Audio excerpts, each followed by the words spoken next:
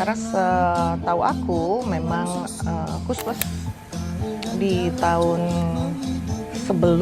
kayaknya sebelum Timur integrasi dengan Indonesia pernah melewati daerah tersebut dan mungkin juga pernah duduk-duduk mancing di sekitar kolam susu. Tapi kalau dengar ceritanya Papa, kolam susu itu terinspirasi dari seorang Jerman yang bilang ke Papa bahwa kamu nih nggak punya lautan, kamu tuh punyanya adalah pond of milk, kolam susu.